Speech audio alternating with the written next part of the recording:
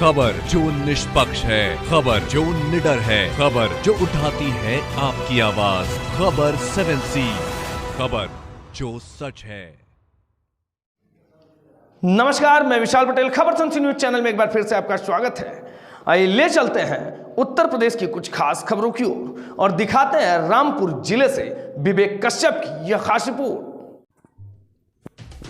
रामपुर में उपचुनाव को लेकर समाजवादी पार्टी के प्रत्याशी आसिम रजा भी ताल ठोककर समाजवादी पार्टी को विजय होने की बात कर रहे हैं। साथ ही समाजवादी प्रत्याशी आसिम रजा पूर्व विधायक आजम खां के कार्य को लेकर जनता को अवगत करा रहे हैं। रामपुर में आजम खां विधायक रहे तब रामपुर का विकास होता रहा, लेकिन अब भाजपा की सरकार में रामपुर में विकास भी रुक चुका है। इसी को लेकर समाजवादी प्रत्याशी आसिम रजा ने जनता से अपील करते हुए कहा कि ज्यादा से ज्यादा संख्या में खड़ा होकर समाजवादी पार्टी को सपोर्ट करें। यासिम भाई, चुनाव हो रहा है, क्या कहेंगे आप? चुनाव हो रहा है, वही कहेंगे जो कहना चाहिए कि चुनाव जिस तरह लड़ा जाता है लड़ेंगे और चुनाव जीतेंगे इंशाल्लाह। ये आजम खां साहब का शहर है, उनकी आधी सदी की यहाँ खिदमत हैं, लोगों से उनके मोहब्बत के रिश्ते हैं। रामपुर की जो आज शान है, जो पहचान है, यहाँ जो विकास दिख रहा है, ये सब उनकी देन है। लोगों के दिलों में आजम खां साहब की मोहब्बतें हैं। हर इलेक्शन में लोगों ने मोहब्बत का जवाब दिया, मोहब्बत से दिया है। अभी फरवरी के इलेक्शन में जो हुआ विधानसभा का सामान्य निर्वाचन, 55,000 वोटों से आजम खां साहब जीते हैं यहाँ से। 10 बार आजम खां साहब विधायक रह चुके हैं यहाँ से और 11वीं बार भी आजम खां साहब ही विधायक चुने। अच्छा, बीजेपी ने अपना नेता आकाश सक्सेना भी उतारा है फील्ड में, उनका कहना है कि हम जीतेंगे। ठीक है, क्या है, राजनीतिक पार्टी के कैंडिडेट हैं, कहने से किसी को थोड़ी रोक सकते हैं। जो चाहे कहें, वो तो जानी क्या क्या कह रहे हैं। आजम खां का नाम लिस्ट में से काट दिया गया, ये तो भारत का अधिकार भी छीन लिया गया। भारत के संविधान पे कुठाराघात है।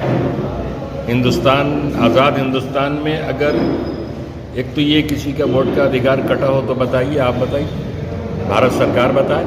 और आजम खां साहब की सजा तो अभी बहुत लोअर कोर्ट से है, यहाँ सेशन कोर्ट बाकी है, हाई कोर्ट बाकी है, सुप्रीम कोर्ट बाकी है।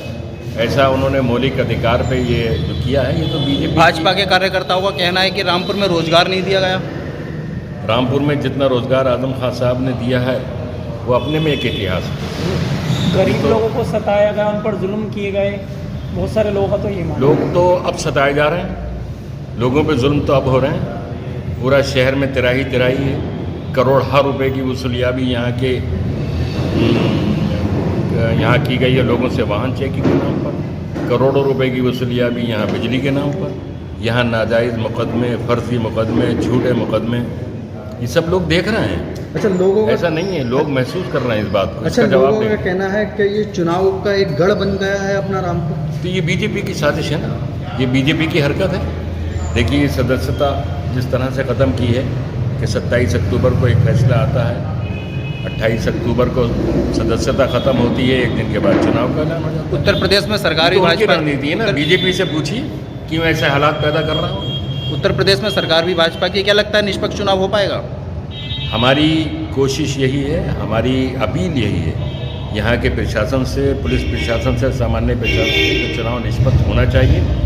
यही उनका दायित्व है। वो यहाँ इसलिए नहीं है कि पार्टी विशेष के लिए काम करें और लोगों को मत देने से रोक दें। समाजवादी मत देना किसी भी नागरिक का बुनियादी अधिकार है। अगर उसका नाम वोटर लिस्ट में है और अगर 15-40 युक्त आईडीज में से कोई एक आईडी भी वो लेके आया है तो वोट डालना उसका मौलिक अधिकार है। इस मौलिक अधिकार से अगर एक षड्यंत्र के तहत को वंचित करता है वोटर को, तो ये सबसे गंभीर अपराध है। इसका संज्ञान लेना चाहिए चुनाव आयोग को भी। और प्रशासन से हमारी गुजारिश है कि अमन के साथ, चैन के साथ, शांति के साथ चुनाव कराएं, लोगों को अपना मत आज़ादी के। तो ये तो चुनाव आयोग का है कि जिसके सामने एक चुनाव, 2 चुनाव हो चुके हैं, उसको बार बार रिपीट करना। और देखें, चुनाव आयोग को ये पूछना चाहिए, ये प्रश्न है इस प्रजातंत्र पर कि कुछ क्षेत्रों में पिछले चुनावों में पोलिंग क्यों इतनी कम हुई।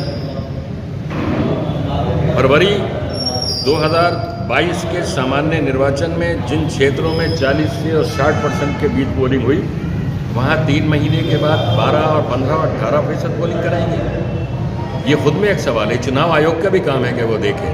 चुनाव आयोग तो ये चाहता है ना कि अच्छा मतदान हो, तो मतदान कम क्यों हो रहा है, इसके पीछे क्या साजिश है, तो देखना चाहिए।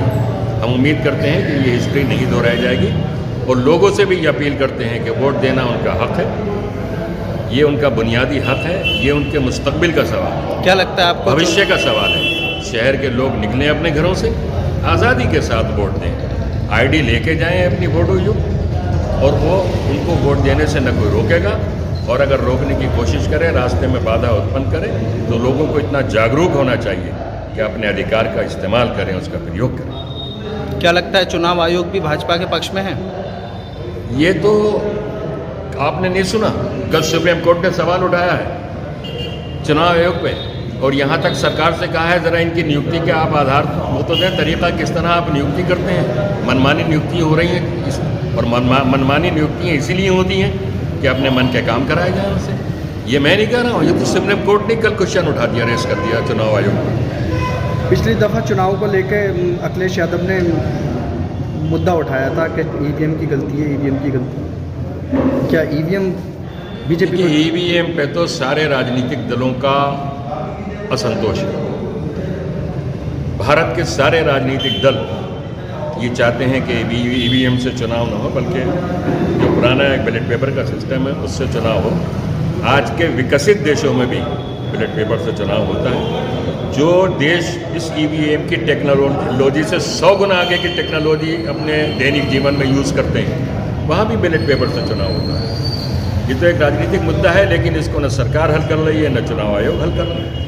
अच्छा, जिस तरीके से बीजेपी लोगों को प्रताड़ित कर रही है, परेशान कर रही है, उसको लेकर लोगों का कहना है कि बीजेपी ने बहुत सारे काम किए हैं, लेकिन रामपुर वाले लोगों का मानना है कि यहाँ पर जो आजम खान दुनिया देख रही है, रामपुर वाले भी देख रहे हैं, रामपुर से बाहर के लोग भी देख रहे हैं, क्योंकि आजम खान सिर्फ रामपुर के नेता नहीं है, आजम खान देश के नेता हैं। अच्छा सर, मेरा और सब देख रहे हैं कि क्या जुल्म हो रहा है, फर्जी मुकदमे हो रही हैं, ये सब चल रहा है। इसका जवाब देंगे लोग इस इलेक्शन में। अच्छा सर, क्या कोई एक विधायक कोई मुर्गी या बकरी चोरी कर सकते हैं क्या, बताइए सर? ये मैं क्या बताऊँ, ये तो उनसे पूछिए ना कि कौन से उन्होंने अकल के नाखून लिए हैं और कौन से मुकदमे वो कायम कर रहे हैं कि बकरी चोरी और किताब चोरी।